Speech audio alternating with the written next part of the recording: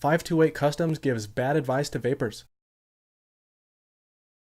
So I came across this post on vapingunderground.com, which was actually a repost from Reddit, but I couldn't find the original post on Reddit. Anyway, someone sent an email to customer support at 528 Customs asking them for some advice on the Goon 1.5 RDA. This person mentioned to 528 that they had just purchased the Goon, and even after installing several builds, the ohms constantly jumped around. He confirmed to 528 that the post screws are tight and the coils didn't wiggle around at all. The RDA was also tightened all the way down on the device, and it was tested on multiple devices.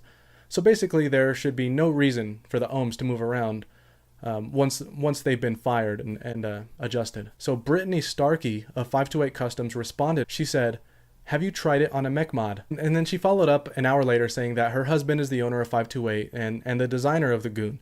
She said that the advice that she gave was his suggestion, and she said that it's impossible for ohms to jump around on a mech mod. She said using it on a mech first will usually fix the issue. Now, I don't even know what to say about this. I guess it just goes to show that even vape product manufacturers have no clue about vaping sometimes. Now, first, to say that firing an atomizer on a mech mod will produce different results than a regulated mod just makes no sense at all. Either device will fire the coils. The only difference is that on a mech, you're limited by the batteries. There's nothing physically different from how the atomizer receives power from the battery in either of those devices. And then to say that it's impossible for ohms to jump around on a mech is totally clueless. It's impossible to know the ohms are jumping around on a mech because mech mods don't have screens. They can't show you the resistance changing.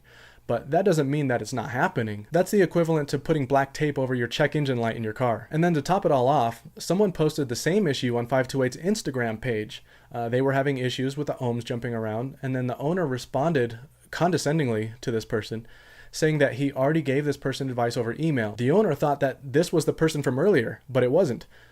He goes on to say that he's been vaping for more than 4 years and that using an atomizer on a mech mod tends to fix voltage issues. He also states that the Goon 1.5 is one of the safest RDAs on the market due to the materials and insulators that they use. I honestly can't believe this is the advice that the owner of an RDA manufacturing company gave to a customer. And then he throws out the fact that he's been vaping for more than 4 years, implying that he knows what he's talking about. I'm not trying to crap on the Goon because it's an amazing RDA, and I just used it earlier. But I wanted to cover this story just because this advice is not only terrible, but it's also dangerous. I've experienced this issue with an atomizer in the past. If after making sure that everything is built correctly, tested with various builds and on various devices, and the issue still persists, it's usually because there's something wrong with the atomizer. And it's most likely that there's something wrong with the positive post or the 510 pin. If the Goon 1.5 has some sort of shorting issue that's causing the ohms to jump around, that could be extremely dangerous, especially on a mech mod. If the ohms jumped to below safe levels of that battery, whatever battery is in that mech, that could hard short that battery and cause an explosion. It's seriously terrible advice. This might be an isolated issue and not typical with the Goon 1.5 in general, but the advice that they gave is just so dangerous that I just had to talk about it.